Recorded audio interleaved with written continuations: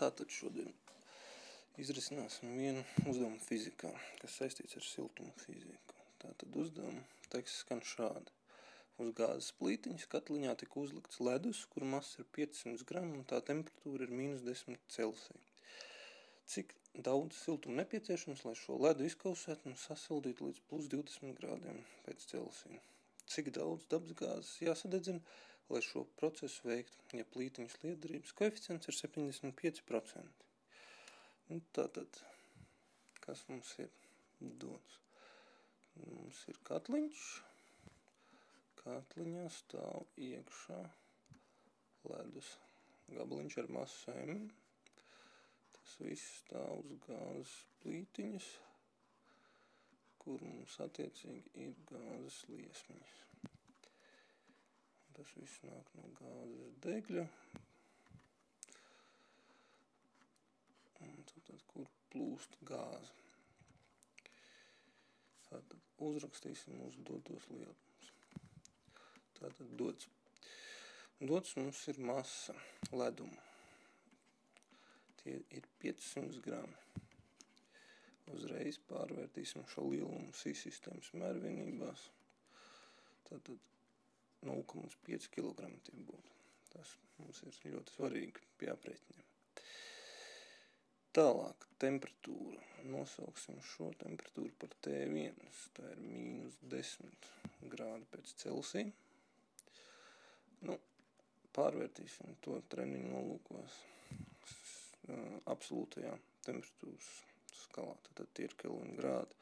Mēs zinām, ka 0 grādi pēc Celsija atbilst 273,15 kelviniem, un tātad -10 grādi, un tas atbilst 263,15 kelviniem. Kelvinu un Celsija grāda vienības ir vienlīdz lielas. Tātad otrā temperatūra. Tā ir mūsu beigu temperatūra, līdz kurai mums ir jāuzsilda ūdens, un tie ir +20 grādi pēc Celsija. Arī pārvērtīsim.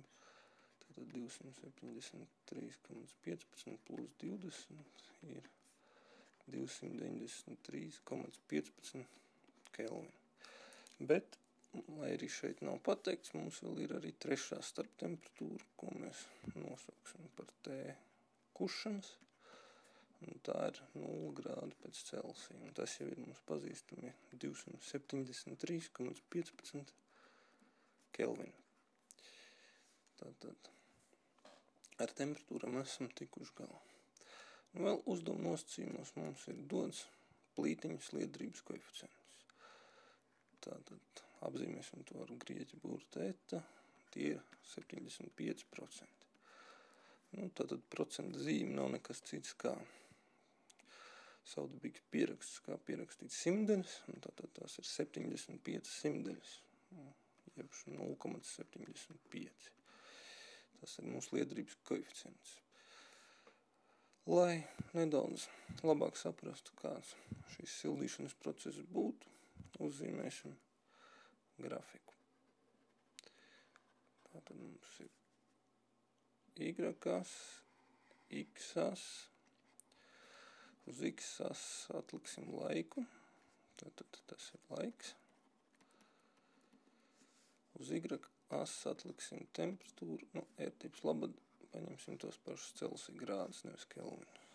Tad apakšā kaut kur šeit mums ir -10 Celsija. Tad šī ir 0. Un procesa atskaites sākuma punkts. Te būs apmēram +10 un šeit apmēram +20 Celsija grādi. Un paņemsim citu krāsu, lai labāk būtu saprotams, par ko ir runa. Tātad mēs sākam sildīt ledu. Sākuma punktā, laiks ir 0, sākam sildīt. Pieņemsim, ka sildīšanas ātrums ir vienmērīgs, tad gāzes sadedzināšanas ātrums ir vienmērīgs. Un tad lineāri silst ledus. Ledus ir uzsilst līdz 0 grādu temperatūrai.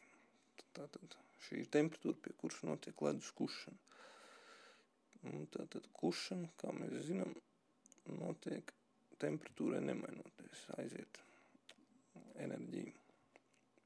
ledus izkausēšanai, temperatūra nemainās, un tālāk jau ar citu silšanas ātrumu, kaut gan mēs neesam neko mainījuši mūsu gāzes sadedzināšanas ātrumā, bet ar citu silšanas ātrumu, lēnāku, tātad šī silšanas taisna būs slīpāka attiecībā pret laikās, mums silst ūdens līdz mūsu prasītajiem plus 20 Celsijam. Tātad mums ir 3 etapi šajā sildīšanas procesā.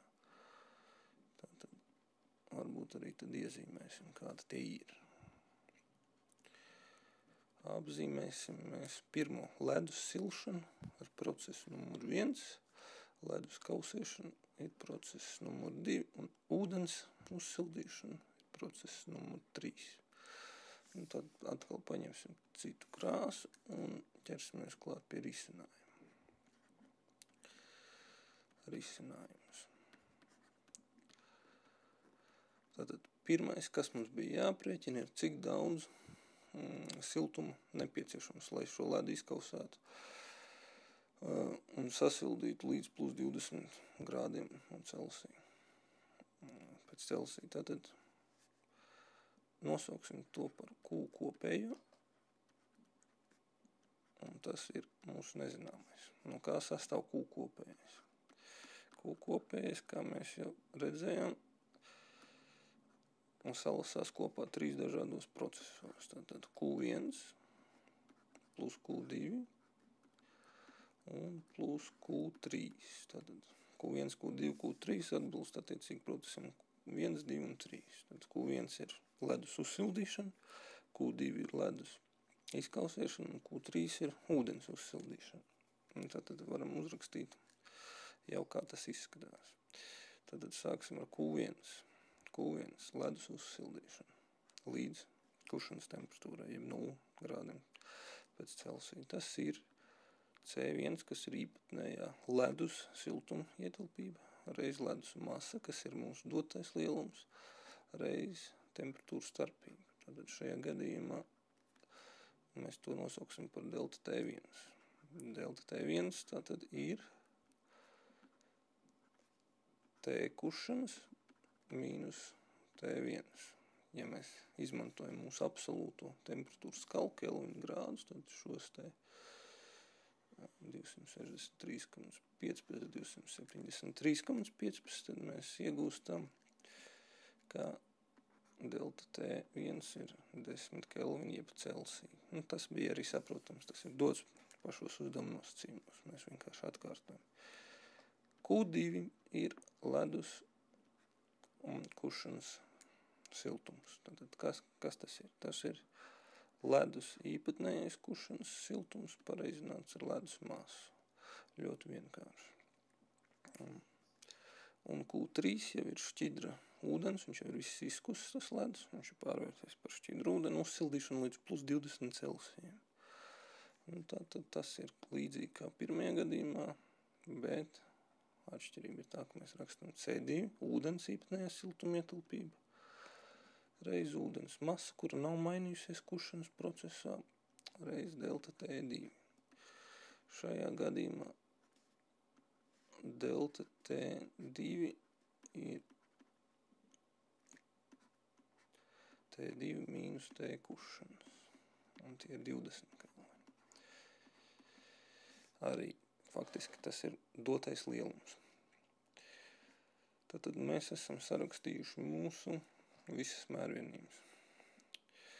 Ne, bet lielums, kāda ir nepieciešama pirmā punkta aprēķināšanai. Tātad Q kopējais, vēlreiz atkārtējamies, ir Q1 plus Q2 plus Q3 un ievietojam tagad mūsu izteiktās vērtības. Tas ir C1M delta T1 plus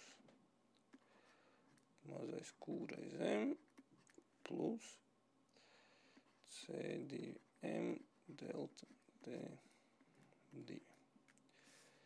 Tātad šī faktiski ir atbilde. Tātad, ko mēs redzam? Masa ir dota, tie ir 500 grami, bet mēs jau pārvērtām 0,5 kg/h. Delta T1, delta T2 mēs izteicām, tie ir atbilstoši 10 Kelvini, 20 Kelvini. Tas arī seko no uzdevumu dotajiem lielumiem. Un paliek mums šīs tā apvelkamās vienības C1, Q un C2. Tie ir tabulētie lielumi, tātad īpatnējais kušanas siltums, mazais Q un C1 un C2 atbilstoši. Īpatnējā siltuma ietilpība ledumu un ūdenim. Kāpēc mēs rakstam C1 un C2?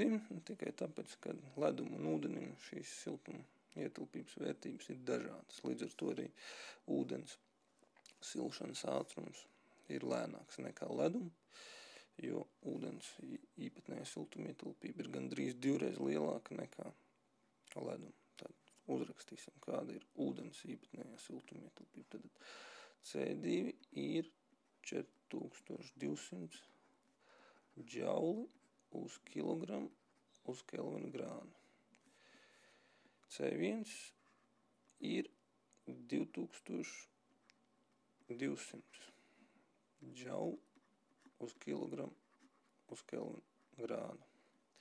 Tad no šejienes mēs redzam, ka šeit figurē mērvienībās kilogrami, un tāpēc mums vajadzēja masu arī pārvērst kilogramos un temperatūru. Mēs izmantojam Kelvinu grādos, kaut gan Celsija grādu mērvienība ir tāda pati 1 grāda iedaļas vērtība.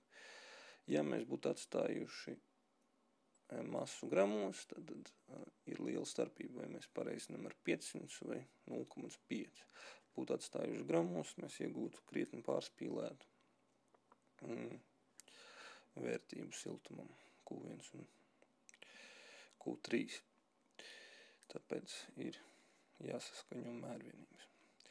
Un mazais Q, jeb ledus īpatnējais kušanas siltums ir 3,4 reiz 10⁵ džauli uz kilogramu. Jā, šeit ar svarīgi bija masu pārvērst kilogramos, lai mēs nekļūdītos. Tātad tā ir mūsu atbilde.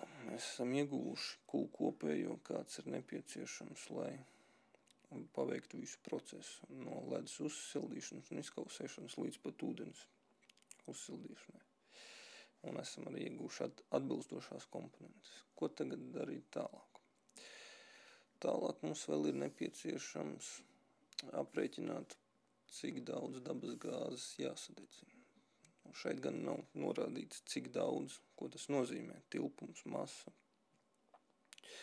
Bet mēs to saprotam kā masu. Tātad, cik daudz kilogrami, grami, tonnas jāsadedzina dabas gāzes, lai nonāktu pie mūsu vēlamā rezultāta. Tātad nodzēsīsim šo pirmo punktu no mūsu redzesloka un ķersimies klāt pie otrā punkta izrisināšanas. Tātad es nedevu skaitlisko vērtību, to jūs paši varat izteikt.